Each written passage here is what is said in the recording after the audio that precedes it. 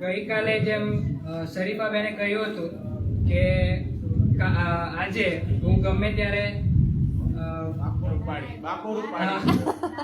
તો એવી જ રીતે તેઓ અત્યારે બાકરું પાડવા માટે આવી રહ્યા છે. તેઓ આ બેઠકમાં નારાયણ દેસાઈ વિશે વાત કરશે. તો મેમનો પરિચય ઓલરેડી થઈ જ ગયો છે, તો મેમને અહીં આવવા માટે વિનંતી.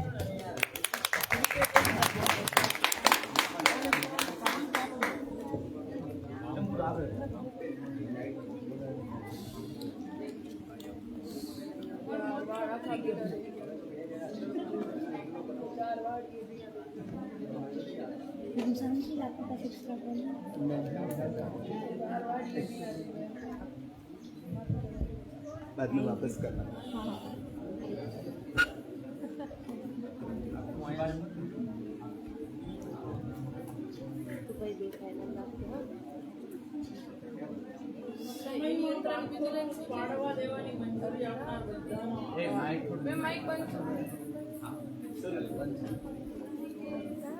પણ તોય તમને સંભળાવ્યું છે.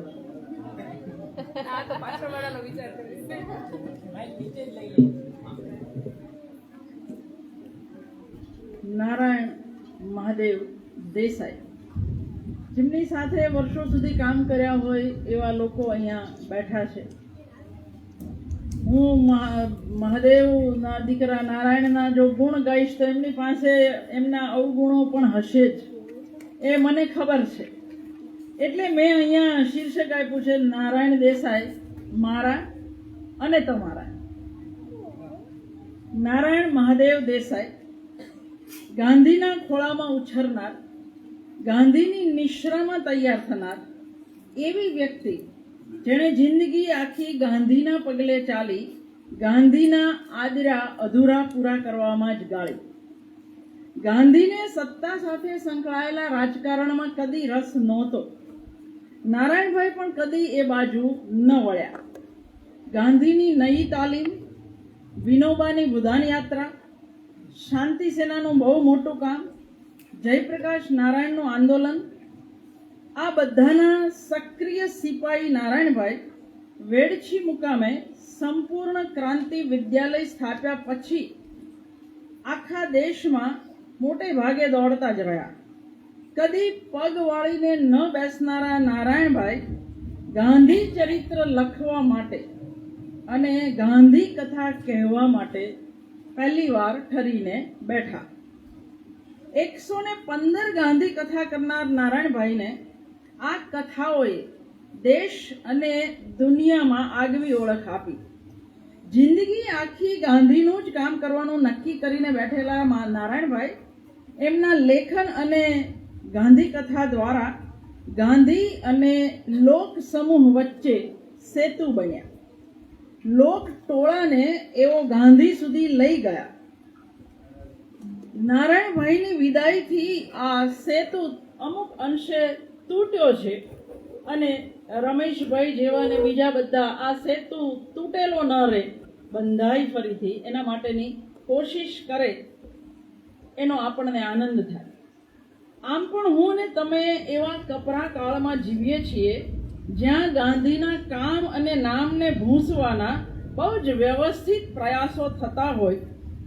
નારાયણભાઈના છેલ્લા મહત્વના જે એમનું બહુ જ ભારતના ભાગલા વિશે એમણે જે પુસ્તક લખ્યું એ એમનું છેલ્લું પુસ્તક જીગરના ચીરા, એની પ્રસ્તાવના બહુ જ મોટા ગજાના પત્રકાર આશીષ નાંદીએ લખી છે. એને ખાલી પત્રકાર આશીષભાઈને ના કહેવાય, એ બહુમુખી વ્યક્તિત્વ છે. આશીષ નાંદી લખે છે, નારાયણ મહાદેવ દેસાઈ એ માત્ર એક વયોવૃદ્ધ સ્વાતંત્ર્ય સેનાનીનું નામ નથી, પરંતુ એક થનગનતી, બળવાખોર અને હરતી ફરતી જંગમ વિદ્યાપીઠનું નામ છે. ગાંધીની વિદ્યાપીઠમાં તૈયાર થયેલી આ જંગમ વિદ્યાપીઠની વિદાયે કેવડો તો મોટો અવકાશ, વાગે એવો ખાલીપો આપણને બધાને ઊભો કરી આપ્યો. આપણા જાહેર જીવનને નારાયણ દેસાઈની વિદાયે કેટલું કંગાળ બનાવ્યું એ વચ્ચેના વર્ષો પણ કહી રહ્યા છે ને આવનારો સમય પણ કહેશે. આ બધાના નારાયણભાઈ, મારા માટે નારાયણ દેસાઈ એ જાહેર વ્યક્તિત્વ તો ખરું જ, પણ એ ઉપરાંત એક હેતાળ, સતત ચિંતા કરનાર મુરબ્બી પણ હતા. સુરત શહેર જ્યારે મને નામના કારણે ઘર નહોતું આપતું ત્યારે જાણે એ પોતે ગુનેગાર હોય એવી પીડા અનુભવતા નારાયણભાઈ એક પછી એક સુરતના કેટલા બધાને ભલામણ કરતા ફરતા, પણ છેલ્લે એ ભલામણોનો કોઈ અર્થ ન સર્યો ત્યારે એમણે મને એક પોસ્ટકાર્ડ લખ્યું, જેમાં એણે લખેલું કે તારા ઘરની ચિંતા હવે હું ઈશ્વરને સોંપું છું. મૂળે ગાંધીજીને સતત સામે રાખેલા એટલે પત્રો લખવામાં નારાયણભાઈ પણ અતિશય નિયમિત. એમના 2 પત્રો જે બહુ જ જાણીતા પત્રો છે, જેમણે આખા ભારતમાં બધાને જ લખેલા, એમના દીકરા અફલાતુને હમણાં એ પત્ર ફેસબુક પર પણ શેર કર્યો છે, જેને વાંચવામાં રસ હોય. અક્ષરોમાં ગાંધીજી જેવા હતા એટલે થોડીક તકલીફ થાય પણ વંચાય. પત્રોમાં એટલા નિયમિત કે નારાયણભાઈ કોમામાં ગયા પછી લગભગ 1.5-2 મહિના જીવ્યા. કોમામાં જતા પહેલા 7મી ડિસેમ્બર 1914ના દિવસે ગુજરાત વિદ્યાપીઠના ચાન્સેલર પદેથી મુક્ત થવાની જાણ કરતો પત્ર પણ લખતા ગયેલા. જીવતે જીવ ચાન્સેલર પદ છોડનાર નારાયણ દેસાઈ પહેલી વ્યક્તિ હતા. બાકીના એમની આગળના બધા જ મર્યા ત્યાં સુધી ચાન્સેલર, એ વિદ્યાપીઠનો નિયમ પણ છે. મોટા ભાગે આઝાદી મળ્યા પછી ફાવટવાળા લોકો યોગ્ય જગ્યાએ ગોઠવાઈ ગયેલા. જે થોડાક ગાંધીના માર્ગે ડગલા દેનારા, ઘસાઈને ઉજળા થનારા હતા, એમાંના એક નારાયણ દેસાઈ પણ ખરા. સત્તા કેન્દ્રી રાજકારણના બદલે લોકો વચ્ચે જઈ કરાતા રચનાત્મક કાર્યોમાં એમને વધારે શ્રદ્ધા. જીવ્યા ત્યાં સુધી એમણે એ જ રસ્તે ચાલવાનું પસંદ કર્યું. કામની સમાંતરે લેખન કાર્ય પણ સતત ચાલતું રહ્યું.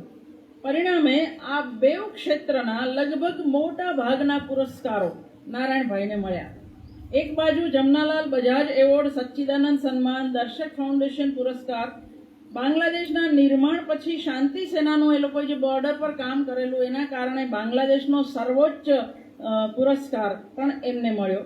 તો બીજી બાજુ સાહિત્ય જગતના મહત્વના કહી શકાય એવા તમામ પુરસ્કારો પણ એમને મળ્યા. નર્મદ ચંદ્રક, રણજીત રામચંદ્રક, ઉમા સ્નેહરશ્મિ પુરસ્કાર, પણ સૌથી મારા માટે મહત્વનું છે અગ્નિકુંડમાં ઉગેલું ગુલાબ, જેની કાલે આપણે વાત કરી, એને સાહિત્ય અકાદમીનો ઇનામ મળે. અને ગાંધી ચરિત્રના 4 ભાગ, જો નારાયણભાઈ સિવાય કાં તો રાજમોહન ગાંધી લખે અથવા નારાયણભાઈ લખે, 2 સિવાય આટલું નિષ્ઠાથી લખાયેલું ચરિત્ર કદાચ આપણને ન મળત.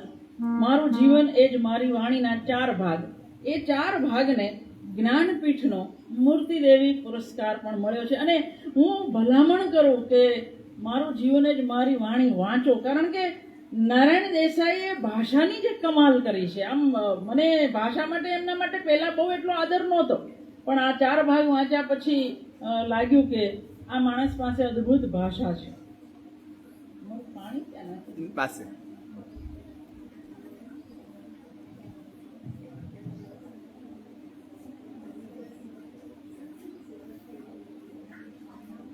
અને છેલ્લે વિશ્વકોશનો સવ્યસાચી એવોર્ડ પણ એમને મળ્યો.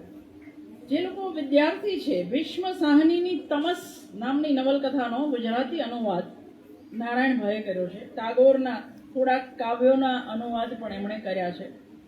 પણ નારાયણ દેસાઈ જેમને પરણેલા ઉત્તરાબેન એ ઓરિસ્સાના હતા અને એમની માતૃભાષા ઉડિયા હતી.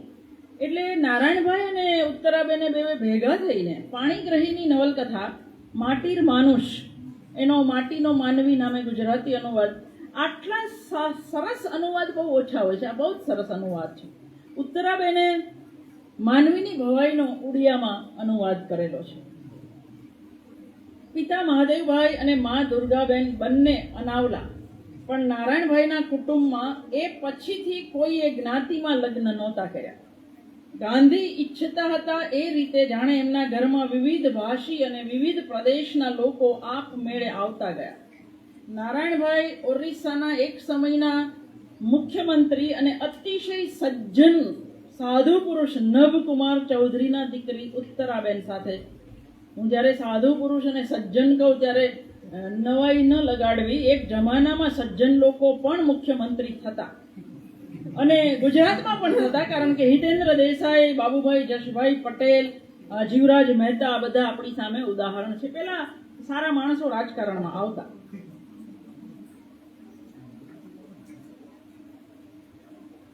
એમના સંતાનોના નામ પણ ક્યારેક ધ્યાનથી જોજો. એક અફલાતુન છે જેનું નામ પ્લેટો થાય અંગ્રેજીમાં, દીકરીનું નામ પિયોલી એટલે ફૂલનું નામ થાય. એક છોકરો છે જે સુકરાત એટલે સોક્રેટિસ. આવા બધા નામવાળા એમના ઘરમાં છે. નારાયણ દેસાઈને બંગાળી, ઉડિયા, મરાઠી, હિન્દી, અંગ્રેજી સહજપણે આવડતી હતી. એમણે ઉર્દુ માટે એમણે કહ્યું છે કે હું 4 વાર શીખ્યો પણ 4 વાર મને ન આવડી. નારાયણ દેસાઈ લગભગ 2 મહિના મહાવીર હોસ્પિટલ સુરતની દાખલ થયેલા અને હું લગભગ રોજ જતી. એ તો કોમામાં હતા પણ એમની પુત્રવધુ બંગાળી સ્વાતિબેન, અફલાતુન, ઉમા આ બધા મીઠા અવાજે રોજ ટાગોરના ગીતો અને આશ્રમ ભજનાવલીના ગીતો, ભજનો ગાતા. એ લગભગ રોજ હું સાંભળતી ત્યાં બેસીને. વિનોબાજી સાથે નારાયણભાઈ 12,000 કિલોમીટર ચાલ્યા.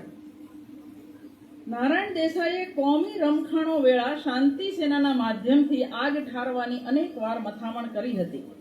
સુરતના લોકો એવું કહે છે કે 1992ના તોફાનમાં સુરત ઘણા અંશે બચી ગયેલું. એમાં એમનો સક્રિય ફાળો ખરો. આપણે એને પણ ગાજી લેવા દઈએ, પછી આગળ ચાલો. નારાયણભાઈ વાતોમાં નહીં, કામમાં અને કામ કરી દેખાડવામાં માનનાર માણસ હતા. એટલે જ કદાચ છેક 84માં વર્ષે અમારા જેવા કેટલાય ના પાડી. મેં તો એમને કાગળ લખીને પણ ના પાડેલી અને છતાંય ધરાર એ સાહિત્ય પરિષદના પ્રમુખ થયા 84 વર્ષે.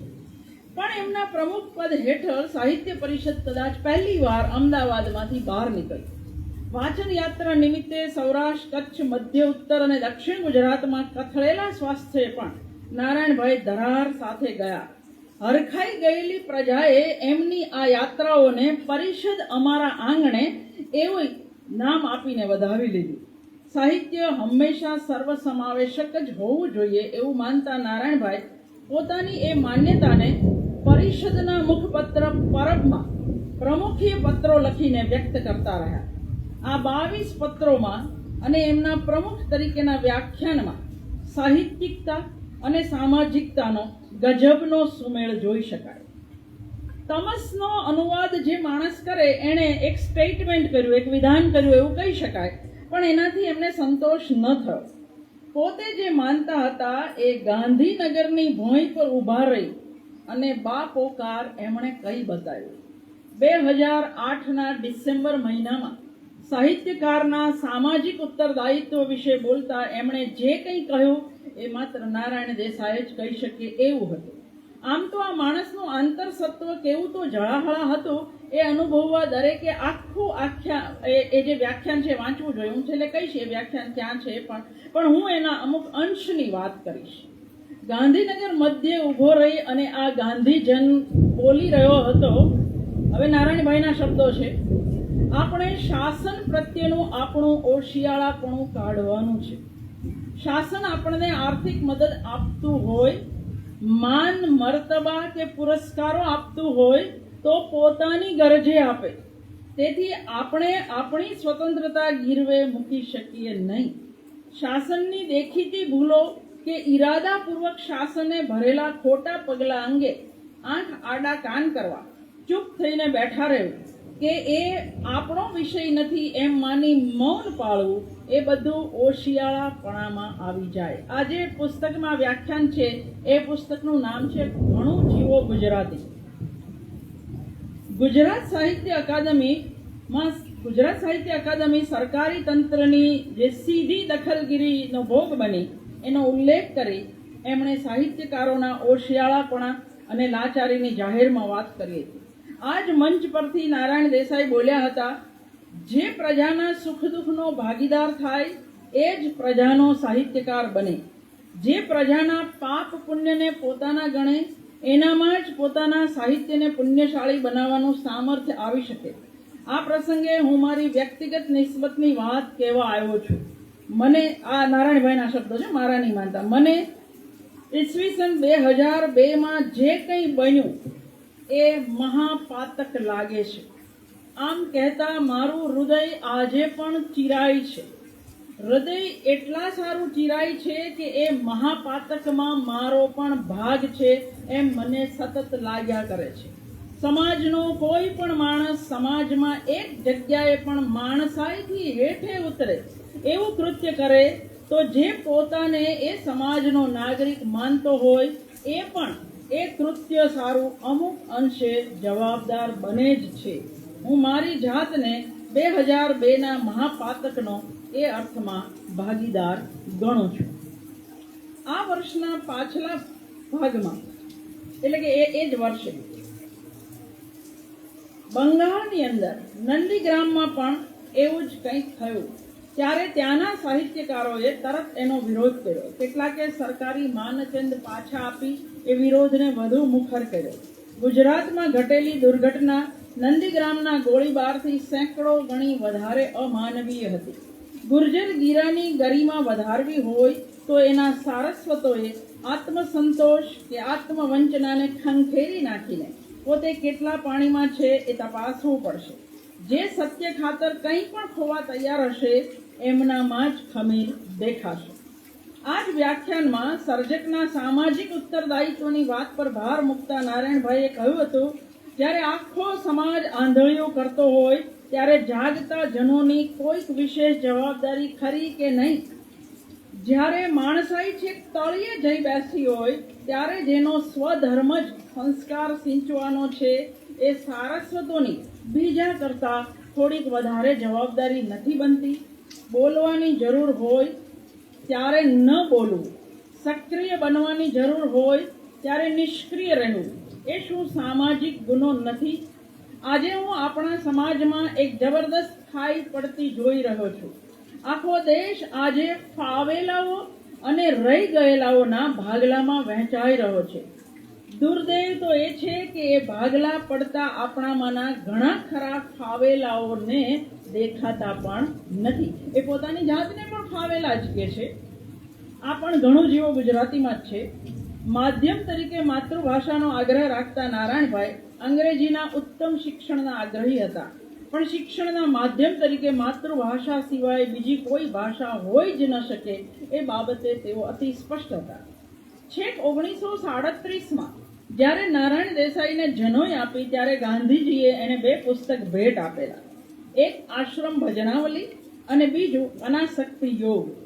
આશ્રમ ભજનાવલીમાં ગાંધીએ લખી આપેલું, આના બધા ભજનો સમજીને મોઢે કરજે, જે નારાયણભાઈએ ને એ ઉંમરે પણ અઘરું નહોતું લાગ્યું. પણ અનાસક્તિ યોગ પર ગાંધીએ લખ્યું હતું કે તારા વિશે જે આશાઓ રાખી છે તે પૂરી કરજે. 85 વર્ષની ઉંમરે આ વાત યાદ કરતા નારાયણભાઈ લખે છે, જીવનના દરેક વળાંક વખતે આ સૂત્રે મને પડકાર્યો છે અને મને લાગતું નથી કે હું ગાંધીની વાત પર હજી પણ પાર ઉતર્યો છું. કદાચ આ વાતે જ, આ પડકારે જ એમને આખી જિંદગી દોડતા રાખ્યા હશે. સતત પોતાના કાર્યની સાર્થકતા શોધતા નારાયણભાઈની ખોજ પૂરી થઈ ગાંધી ચરિત્રના આલેખનમાં અને પછી ગાંધી કથામાં. એમના આ બંને કાર્યોએ એમને દેશ પરદેશમાં આગવી ઓળખ આપી. સંશોધકોને પાઠ ભણવા મળે એવી લેખન શિસ્ત, પ્રસંગોની અદ્ભુત ગોઠવણી અને ભાષાને મળેલો સર્જનાત્મક સ્પર્શ, અભિવ્યક્તિની આગવી શૈલી એમના આ બેઉ ચરિત્ર ગ્રંથને અદ્વિતીય બનાવે છે. ગાંધી કથાના ગીતો રચતા નારાયણભાઈએ જિંદગીના આખરી પડાવ પર કસ્તુરબા અને જયપ્રકાશ નારાયણ એવા 2 નાટક લખ્યા. કવિતા લખતા જ્યારે હું કવિ નથી એવું કબૂલતા, પણ તમારા નાટક તરીકે નબળા થયા છે એવું મેં જ્યારે એમને કહ્યું ત્યારે અસલ અનાવલ ગુસ્સો એમણે કરેલો મારા પર.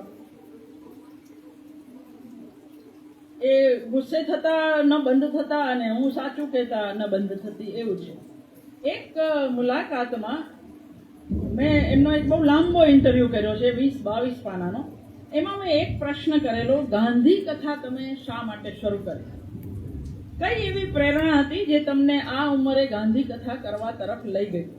એમણે કહેલું, આમ તો ઘણા બધા પ્રેરક તત્વો હતા ગાંધી કથા કરવા માટે, પણ એમાંનું એક મને લાગે છે કે 2002ના તોફાનો પછીની અકળામણ હતાશાના પ્રાયશ્ચિત રૂપે ગાંધી કથા શરૂ થઈ. ગાંધીના દેશમાં આવું કેમ? પણ શું કરી શકાય? નરી લાચારી.